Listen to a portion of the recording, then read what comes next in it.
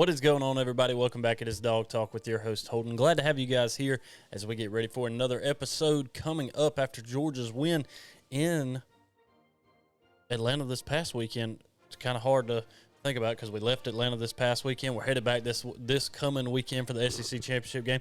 Obviously, two completely different football games that are going to be played in Atlanta between playing against Georgia Tech here at the end of the season and also obviously playing in Atlanta in the SEC Championship game coming up this weekend against Alabama. So big game on tap this weekend. We're going to touch a little bit on the Georgia Tech game, and then obviously we'll get into what's going to be prepping for the SEC Championship game that is upcoming this weekend. Again, this is Holden. I'm your guest, or I'm your host, excuse me, not your guest, as you see on the screen there.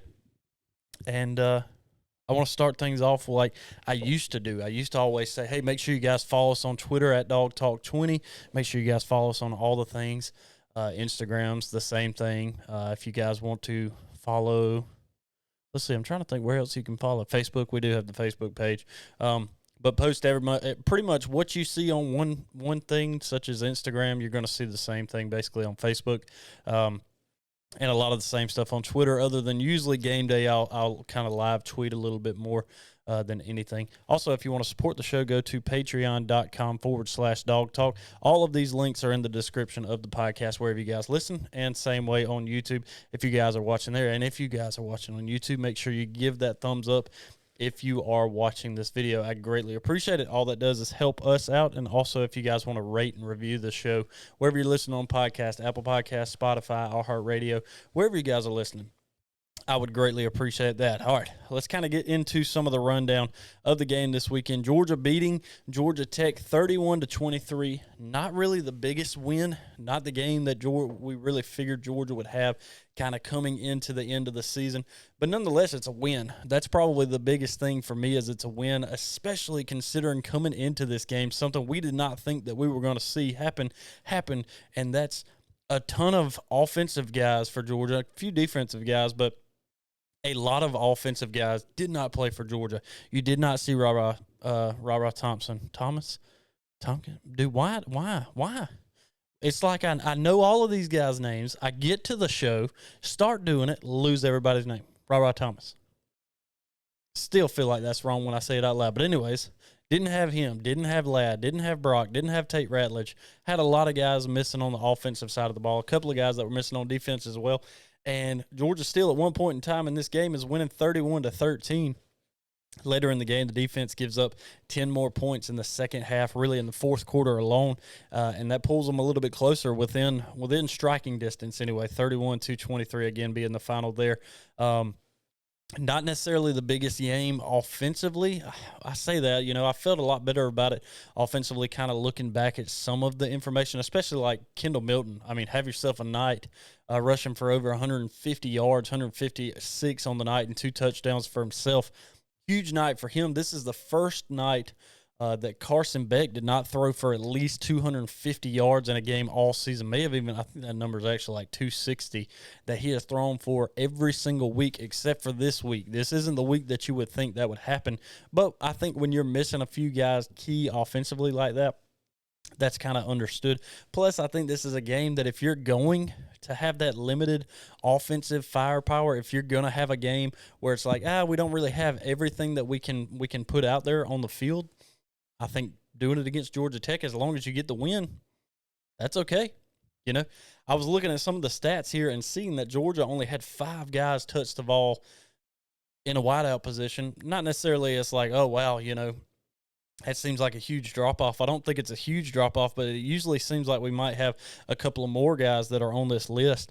But Dylan Bell, 37 yards. Dominic Lovett led the charge, 68 yards. Arian Smith finally getting a couple of touches, 23 yards. Oscar Delp for 16, and then Dejon Edwards also got a couple of touches in the wideout spot, but all-purpose ends up with 86 yards, 55 on the ground, 31 through the air. And Carson also had to run the ball a little bit in this game.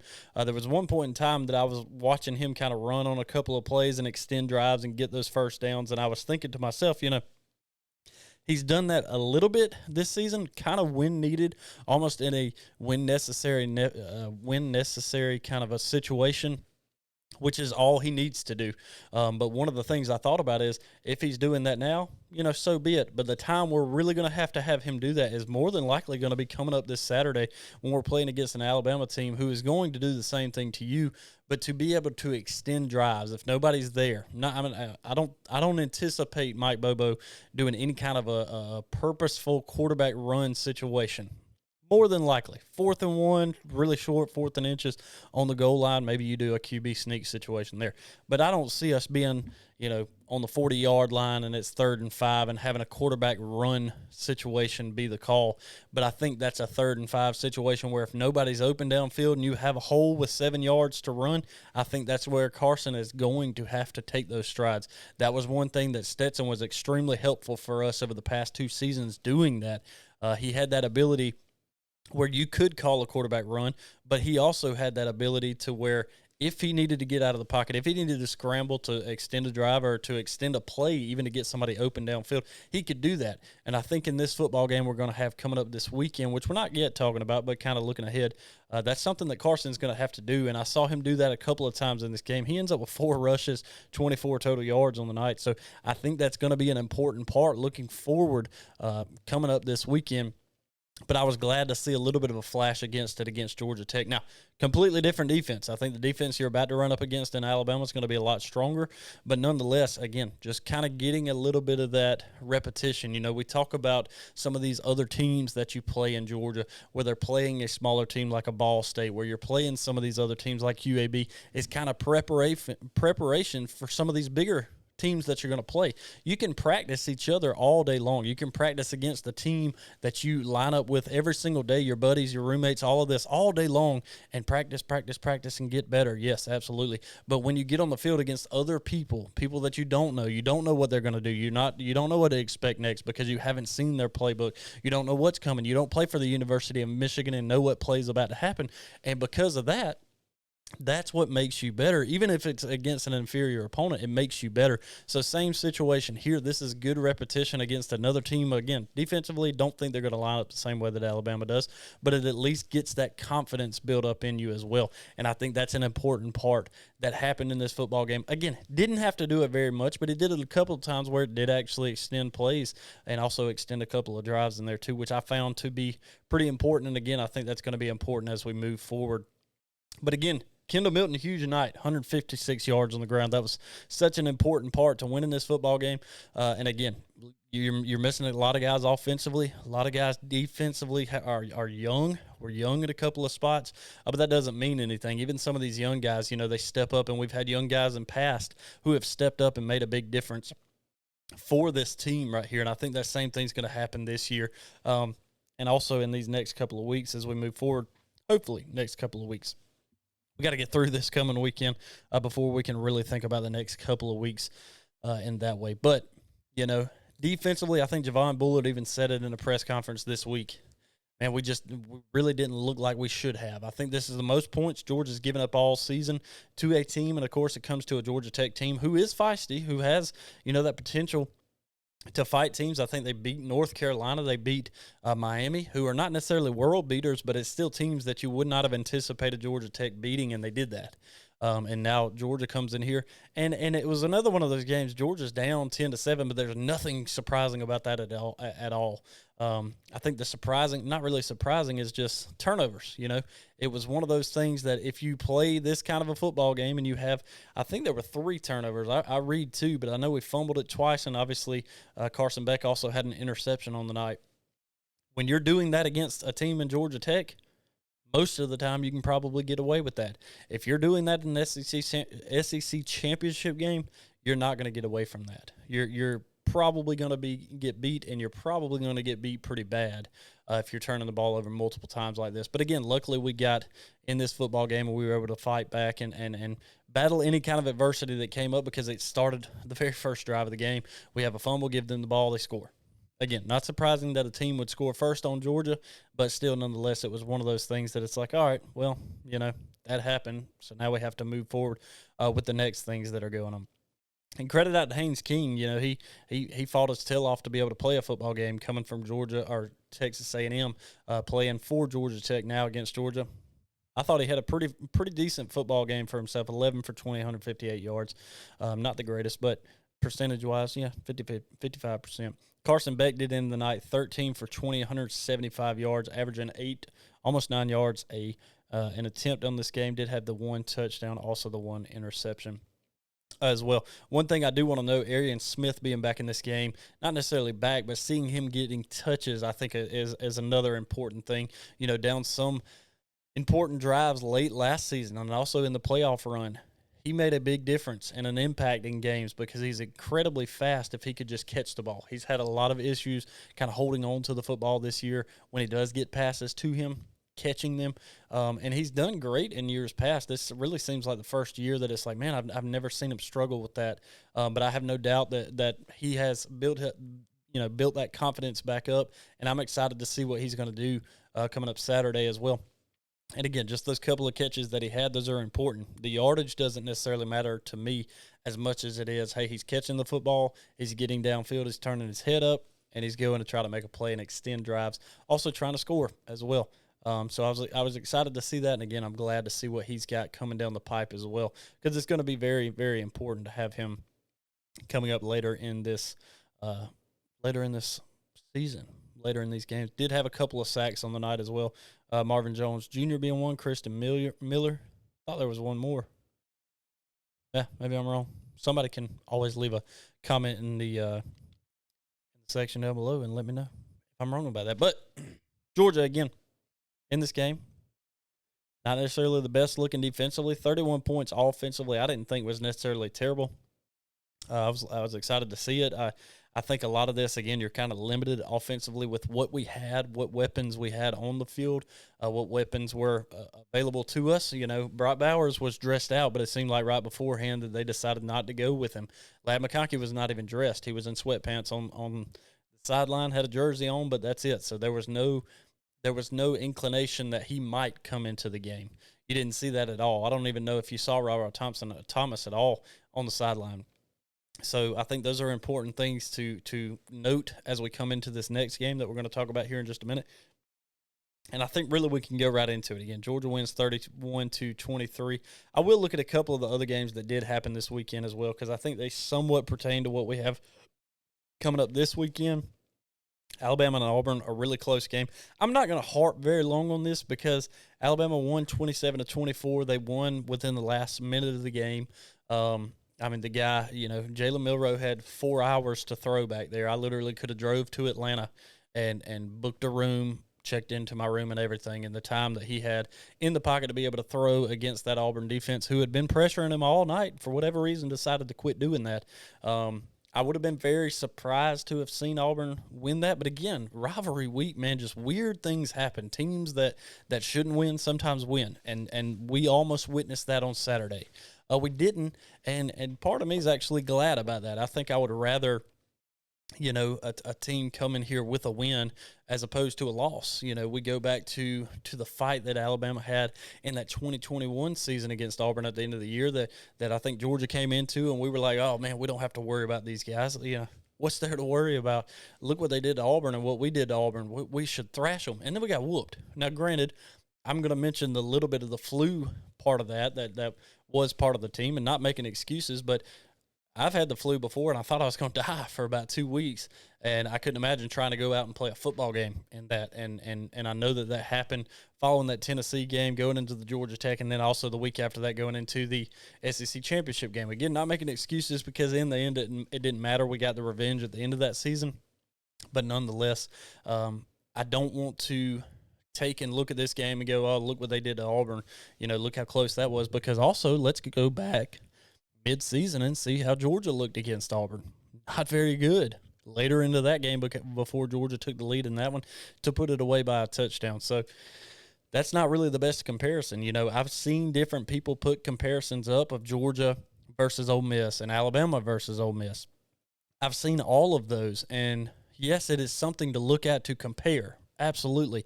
But just as Georgia got on the field against Alabama in the SEC championship game, in 2021, if you take that same exact matchup and you put it side by side with the national championship, you would say, okay, well, this is what happened in that game, so let's make these comparisons.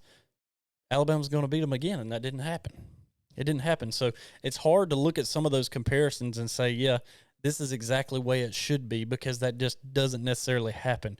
There's so many different circumstances, so many different things that happen in a game where you can't just look at the comparisons and say this is definitively what's going to happen, because so many different things happen on the football field. If a team like, let's say in the Georgia Ole Miss game, if Georgia has a couple of turnovers in that game, it may be a little closer than what it is.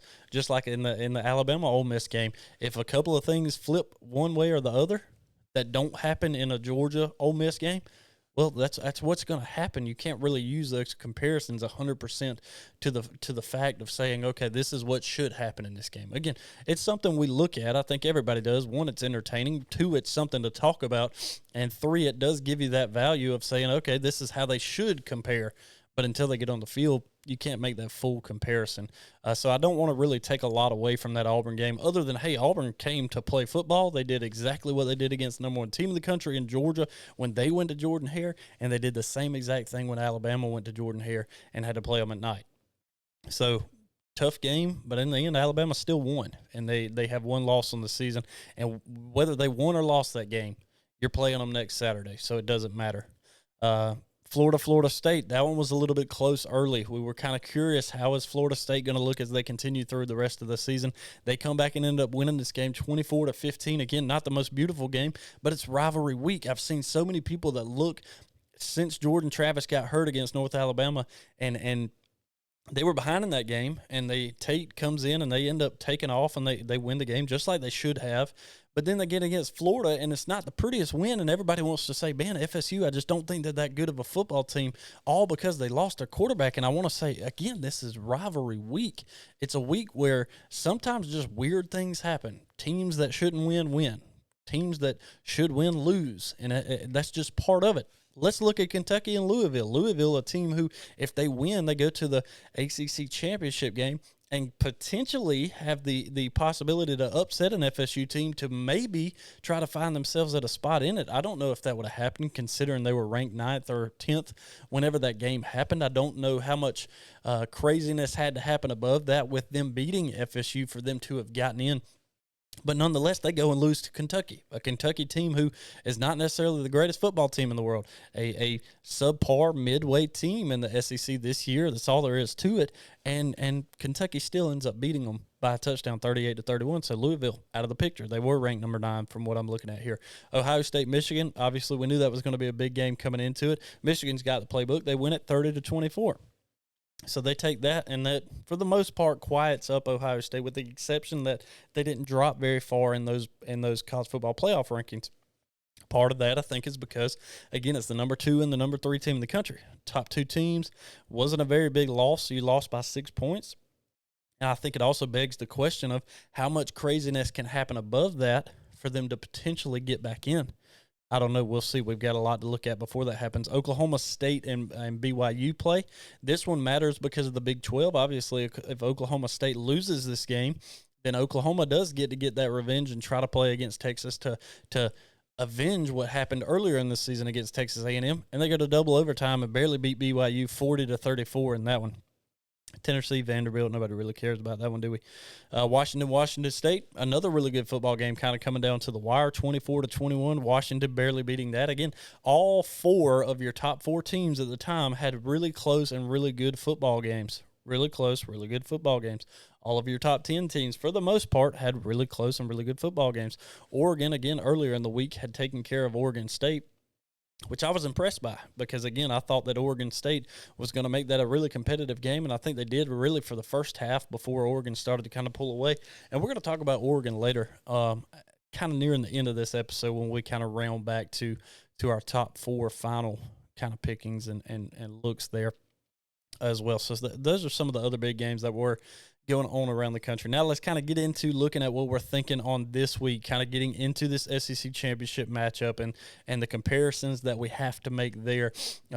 Just kind of looking at what we think and what we expect, what we have to have happen to win this football game.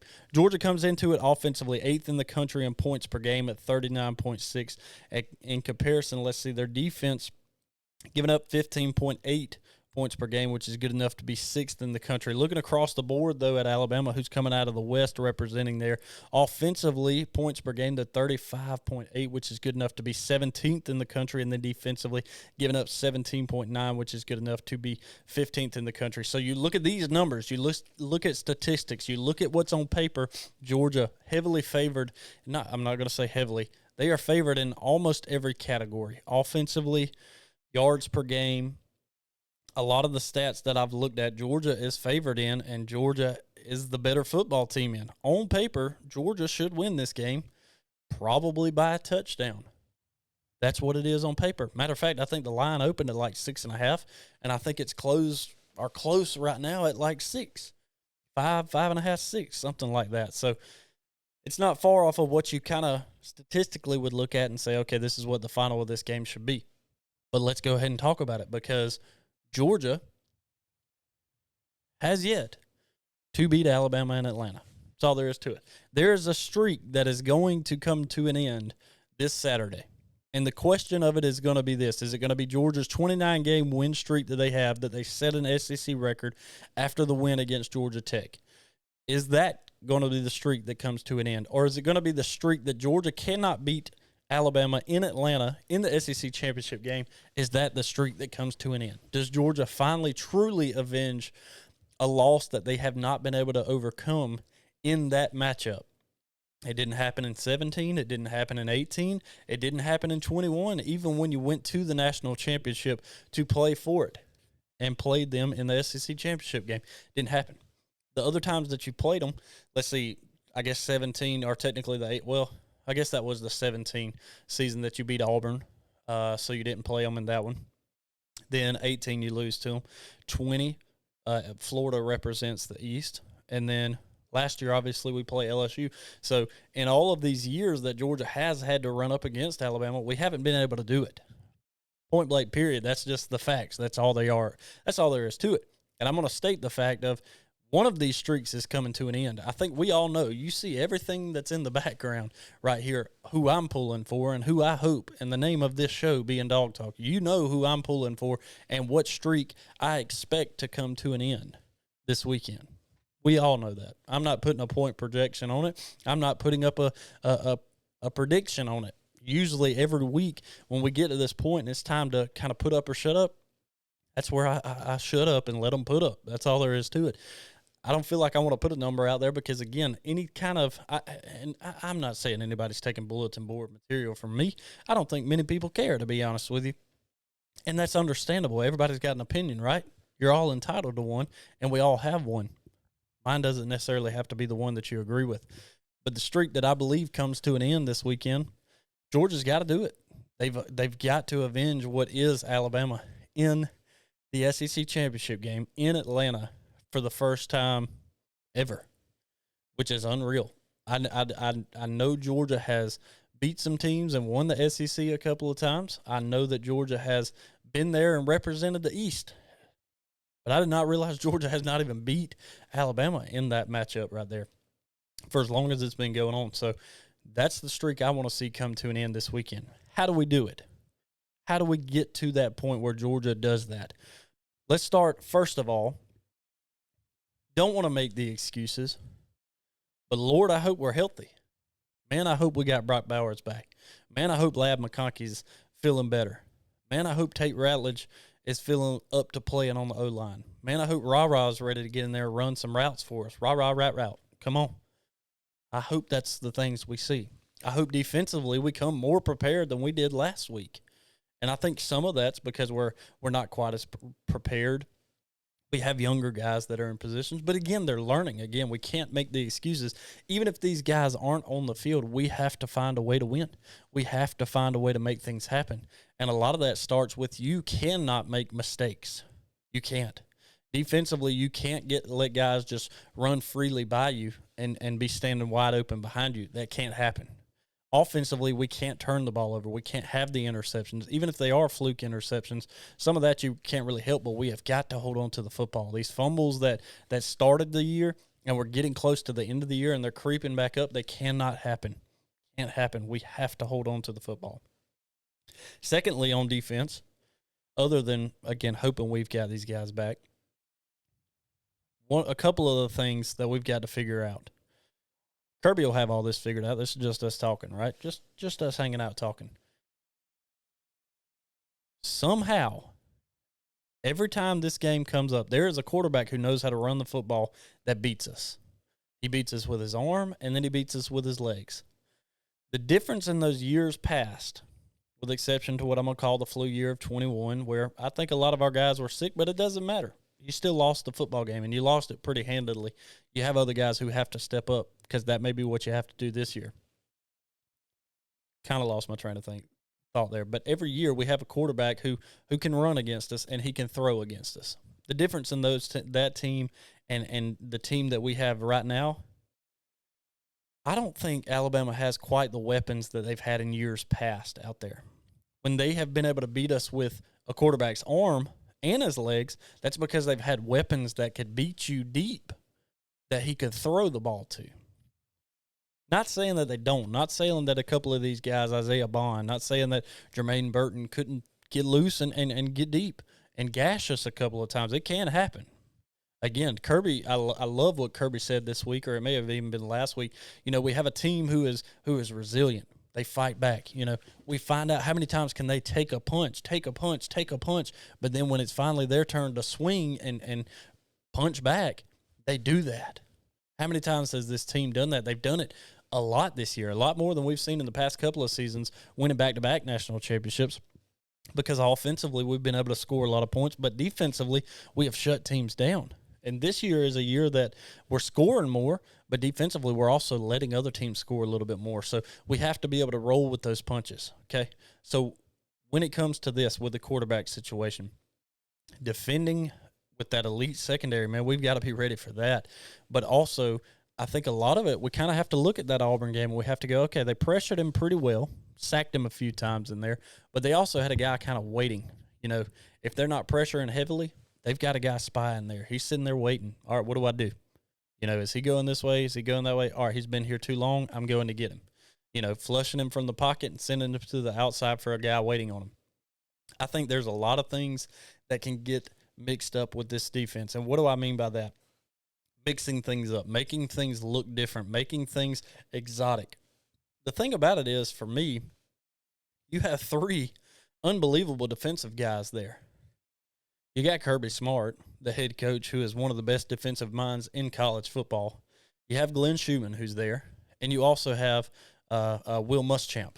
Three great defensive minds sitting right there.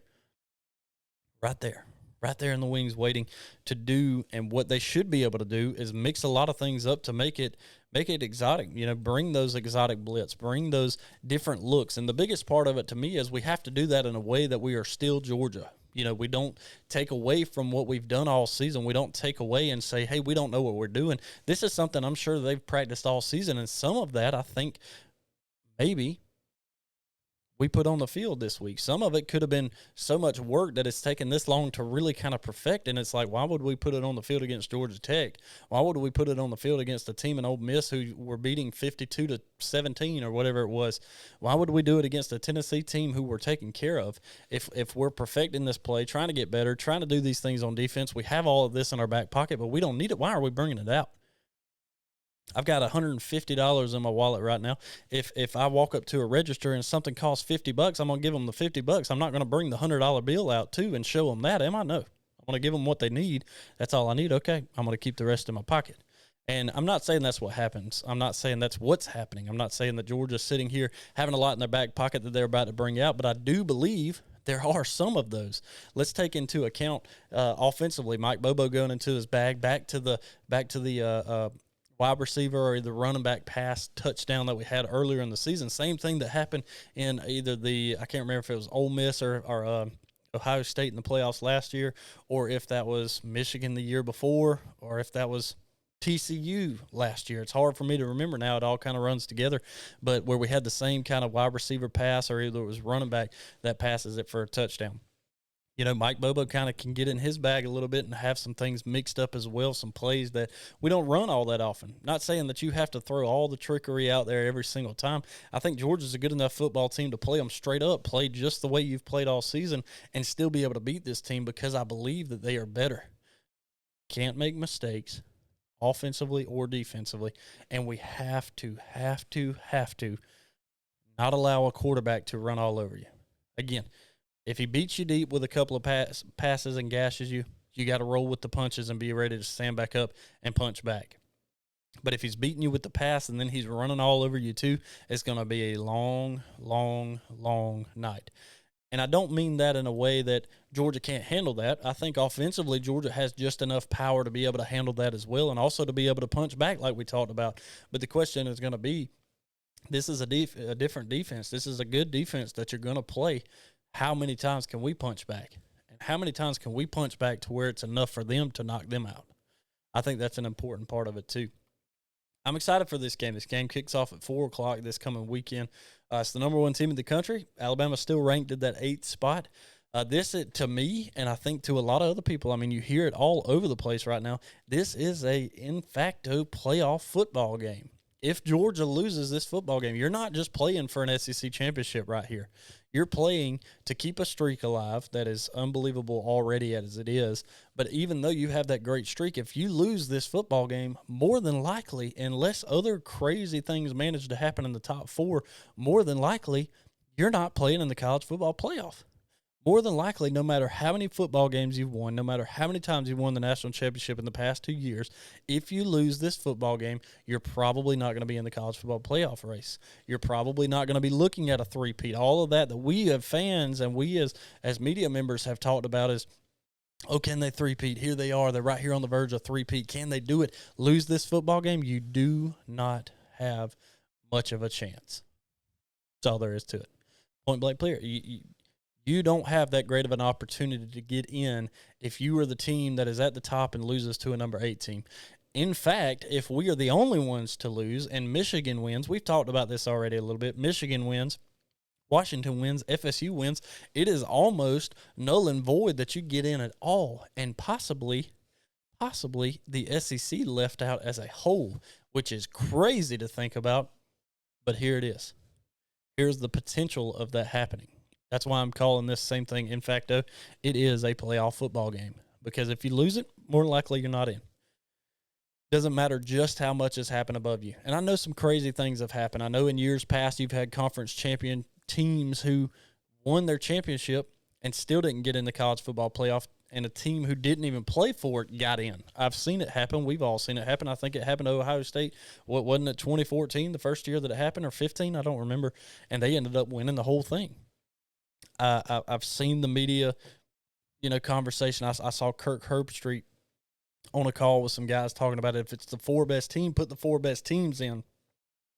It doesn't have to be a team who is deserving. It should be a team who is the 4 best teams in college football. And if you truly look at it that way, no matter what happens this weekend, the Georgia football team should be in for the playoffs, but I do not see it happening. I don't think that's what's going to happen.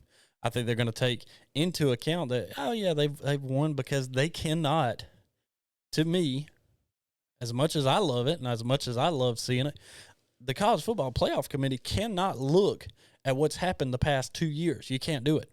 If they did that, they would look at LSU and go, man, LSU is a good football team in 2019. Let's see. They're going to be there again in 2020. And they were not. And they were not at all where they were in 2019 in 2020. Now, a lot of crazy things happened. We know that in that season. So a lot changed. But you can't just look at what's happened over the past 2 years and try to add that to this year.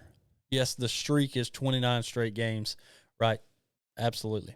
It's an awesome streak. But all they're looking at it is the same thing you see on the bottom of the screen right here, 12-0. That's what they're looking at. Georgia is a 12-0 football team who played this schedule this year. These are the teams they beat. These are the teams that we see in the top 25 right now. These are the teams that we believe that they compare against all these other teams who have played, all these other teams who are above them. Here's the head-to-head matchups. Go win this football game. I've got a friend of mine who's a big FSU fan, and he's worried a little bit about, hey, man, is FSU going to get left out? And I told him, win out, and it doesn't matter. If you are all four, or if you're all 13-0 conference champions, you cannot be left out unless your name is UCF in 2013 or 17. I think 17 when they won the national championship. Right? They hung the banner anyway. We'll give them that. They're not going to leave you out. So win it. But you lose this game, they can leave you out, and they probably will. So it's important. Man, it's important for us to prepare for that game. Carson Beck, all he has to do, to me, do what he's been doing. Man, he's been elite. He's so comfortable. He gets calm. He may get a little rattled right there at the start. Kirby's talked about this. This is one of the best atmospheres that there is. You have almost a perfect 50-50 split down the middle of fans for each team in this game representing the East, each team that's representing the West. It is loud all the time, not just some of the time. It's loud all the time. Big plays happen, it gets louder. He has to be prepared for that. And he's gotten a little bit of that. Georgia Tech put up a pretty good contest there in Atlanta the other night, this past Saturday. Neyland is what it is. It's empty by the fourth quarter, but the first quarter and a half, 2 quarters, there's a good atmosphere there. We've seen what happened at Jordan-Hare. We know what happens at Jordan-Hare. It's loud there too, especially when it's a close football game. Even in the fourth quarter, they stay the entire time. And that's going to happen in this Mercedes-Benz Stadium on Saturday too. It's going to be loud. Carson has to be composed. Don't make mistakes. We got to be able to run the football, offensive line, as long as we're healthy, and I think we are. Maybe we get Tate Ratledge back, but if we don't, we have to go with what we've gone with almost all season minus him. Getting Amarius Mims back, I think, is a huge help to that as well. You got to slide some guys around. They've got to work on some other spots, but keeping those holes alive so we can continue to run the ball is effective and important too. DeJon Edwards, Kendall Milton, we've got the horses there to do it. They are strong. They know what they're doing. They're good. They're smart football players. I believe they can do it too, but you got to block for them. You got to give Carson Beck time to throw the ball. He has all the weapons in the world. Again, if Lat McConkey's not there, if Brock Bowers isn't there, he has all these other weapons, and he's going to spread the ball out to him. He's proven it every single week. This is the only week against Georgia Tech this past weekend that he hasn't put up the most numbers, but he didn't have to. Again, when you're running the ball for 160 yards with one running back, keep doing that. Why wouldn't you? Why wouldn't you keep handing it off to a running back who's having that successful of a night, and you're gashing holes left and right, and you're scoring with it? Let him do that. But I will say this. On the part of Brock Bowers, seeing him on the sideline against Georgia Tech, you could just kind of tell, and knowing the guy that he is, man, he was ready to get in that football game at any given second. So if you think that he's not as ready as he could possibly be to get back on that field against Alabama and in Atlanta on Saturday, you're wrong, because he is. I know he's seething at the mouth to be able to get out there. Watching him play in that 2021 game that we lost, never giving up. Even late in the fourth quarter, he didn't care. He's doing everything that he can to score and put his team on the back, put the team on his back as much as he can. And I guarantee you he'll try to do the same thing.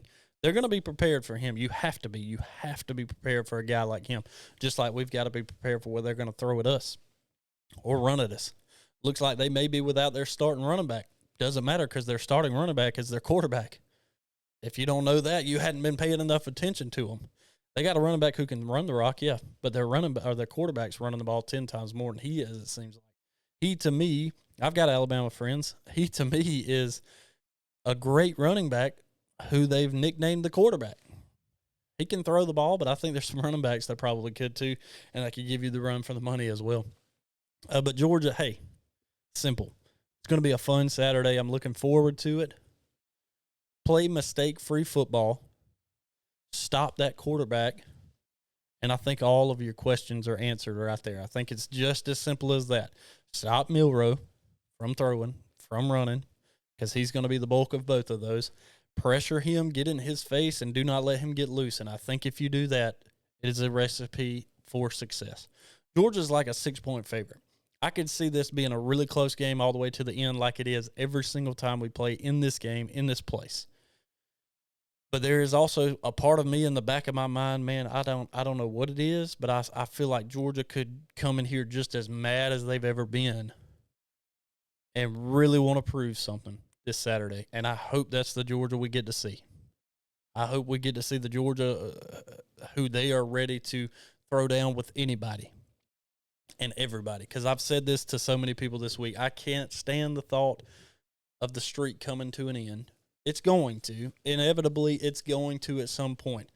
I do not, by any, oh my goodness. I do not want to see it this Saturday. Nope.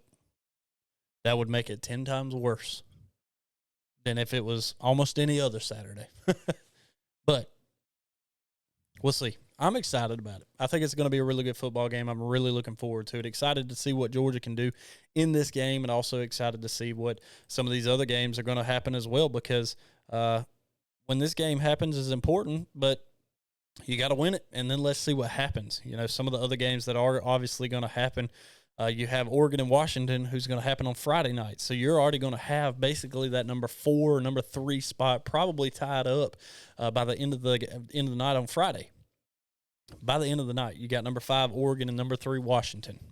Big matchup there. Oregon is a huge favorite. I still think that Oregon's a really good offensive football team who probably should have won the game against Washington at Washington earlier in the season. You got a neutral field site right here.